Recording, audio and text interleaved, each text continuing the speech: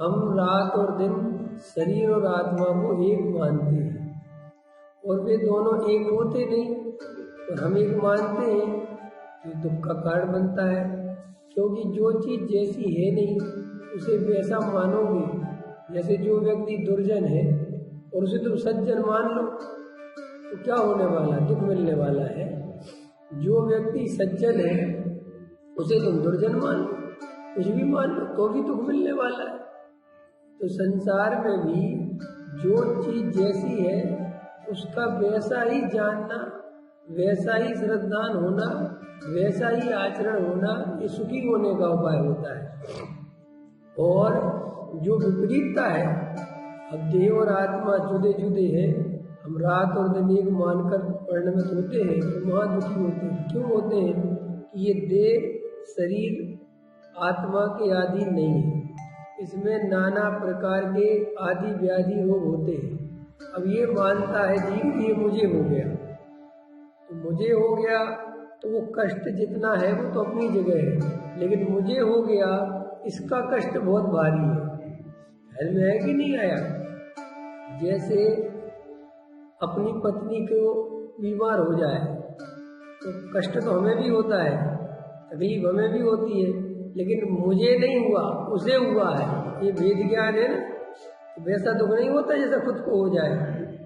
ऐसे ही अगर हमें शरीर और आत्मा का सच्चा वेद ज्ञान हो, सच्चा निर्णय हो कि भाई शरीर अलग है और आत्मा अलग है, इनका दोनों का एक साथ रहना तो हो रहा है, लेकिन एक दूसरे में मिलते नहीं है, एक दूसरे के रूप होते नहीं है। तो ऐसा जानने पर, ऐसा श्रद्धान होने पर देह की क्रियाओं में एकत्व टूट सकता है, देह में भेद ज्ञान हो सकता है। देह में होने वाली क्रियाएं मेरी क्रियाएं नहीं है, देह में होने वाले आदि व्याधि रोग ये मेरे रोग नहीं है, ये मुझ में नहीं है। भूख लगती है, मुझे नहीं लगती। निर्णय हो सकता है ना, हमें भूख लगती है, मुझे भूख लगती है, मैं मर भूख के बना रहे, मुझे नहीं लगती। ये कहने का व्यवहार है, कहना ऐसे ही पड़ता है, लेकिन श्रद्धान कैसा होना चाहिए? भूख मेरे को नहीं लगती, भूख मेरे में नहीं लगती। ये तो शरीर का धर्म है, तो शरीर का स्वभाव है। ये शरीर में रोग होते हैं, ये रोग मुझे नहीं होते, ऐसा निर्णय होना चाहिए। लेकिन मिथ्या दृष्टि ऐसा निर्णय नहीं कर पाती। तो ऐसा निर्णय नहीं कर पाने के कारण मिथ्या दृष्टि जीव बहुत परेशान होता है। वो बेचारा रात और दिन इस शरीर में एकत्र होने के कारण, इस शरीर में हूँ ऐसी मान्यता होने के कारण रात और दिन शरीर की सेवा में लगा रहता है और आत्मा को विसार देता है, आत्मा को भूला रहता है। सारे सुख शरीर से मानता है, सारी सुख बुद्धि शरीर में रखता है। ये भूल जाता है कि शरीर और मैं अलग अलग है। जैसे देखो, हमारे पास कार है तो कार और मैं अलग अलग हूँ।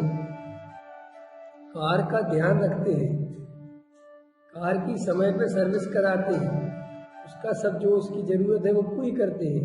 लेकिन कार में हो गया ऐसा श्रद्धान तो नहीं। कार के खराब होने से मैं खराब हो गया ऐसा श्रद्धान तो नहीं है ना। कार आप रास्ते में जा रहे हैं, आपकी कार पंचर हो गई तो मैं खराब हो गया क्या?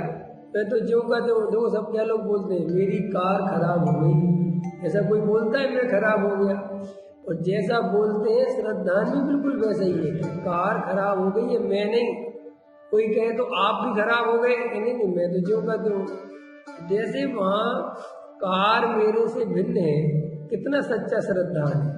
बस ऐसे ही शरीर मेरे से भिन्न है, ये सच्चा श्रद्धान रहे तो अनंत आकुलता मिट जाए।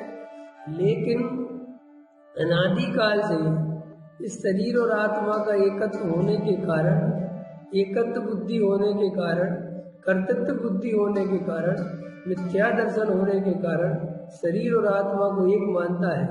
इसीलिए शरीर की सारी अवस्थाएं ये मेरी अवस्था है, ये श्रद्धान निरंतर बना रहता है। तो कितना लिखा है वो तथा उदाहरण दिया है, जैसे कोई मोहित होकर मुर्दे को जीवित माने। क्या कहे, मुर्दा है, अब जीवित मान रहा है, उसको खिलाने पिलाने की चेष्टाएं कर रहा है ना, उसको चलाने की चेष्टा, वो चलेगा, वो खाएगा, वो कुछ नहीं होगा, ठीक है, तो क्या होगा, दुखी होगा, दुखी होगा ना, महा दुखी होगा। तथा उसे मुर्दा मानना या जलाने से जिएगा नहीं, ऐसा मानना सोई उस दुख के दूर होने का उपाय है। ये छोड़ देना चाहिए कि मुर्दा है, ये सब नहीं होगा। उसी प्रकार मिथ्या दृष्टि होकर पदार्थों को अन्यथा माने, अन्यथा परिणमित कराना चाहे तो आप ही दुखी होता है, होते कि नहीं। ये तो मैंने आपको शरीर के संदर्भ में उदाहरण दिया, आप अपने संयोगों के संदर्भ में भी लगा सकते हो। जितने भी संयोग अपने साथ हैं वे अपनी स्वतंत्रता से परिणमित होते हैं, उनका परिणमन हम और आप नहीं कराते, कोई नहीं कराता। सब जीव स्वतंत्र है, सभी द्रव्य स्वतंत्र है, तो भी ये मानता है कि नहीं ये द्रव्य मेरे अधीन है, इसलिए उनको अपने अनुसार चलाना चाहता है और वे चलते नहीं, तो क्या होता है, अत्यंत दुखी होता है, खेद खिन्न होता है और ऐसा कहता है इस व्यक्ति के कारण में दुखी हूँ या इस संयोग के कारण में, लेकिन वो संयोग के कारण दुखी नहीं है, उसको अपनी इच्छा के अनुसार परिणमन कराना चाहते हैं। असली दुख तो ये है, इतना सरल है। हम और आप पत्नी से दुखी नहीं, पति से दुखी नहीं, बच्चे से दुखी नहीं, हमारी इच्छा है कि ऐसा चले, और वो वैसा क्यों नहीं चलता अरुण जी, क्योंकि वो द्रव्य स्वतंत्र है, वो क्यों तुम्हारी इच्छा के अनुसार परिणमन करे भाई। और हम चाहते, हम अधिकार जमाते, हमारा बेटा है, हमारी सुनेगा कि नहीं सुनेगा, क्यों सुनेगा, वो भिन्न द्रव्य है, उसकी स्वतंत्रता है, वो उसकी योग्यता है। इसलिए क्या होता है कि बहुत दुखी होते रहते बैठे हो, हमेशा ऐसा लगता है कि मेरी इच्छा दुख का कारण नहीं है, दुख का कारण तो ये है, ऐसा नहीं अंदर ख्याल में आता कि अरे ये थोड़ी दुख का कारण है, ये जो अंदर अपनी इच्छा के अनुसार इसको परिणमन कराने का भाव है, दुख का कारण तो ये है, ये समझ में नहीं आता। इच्छा हो चलेगा, लेकिन असली दुख का कारण वो नहीं है, ये मेरी इच्छा है, ये श्रद्धान होना चाहिए। भाई सम्यक दर्शन, सम्यक दर्शन किसी चीज को चेंज करने का नाम नहीं है बाहर, वो तुम जैसा सब वैसा ही रहेगा, इच्छा आती आने दो, बस तुम्हें असलियत पता होनी चाहिए।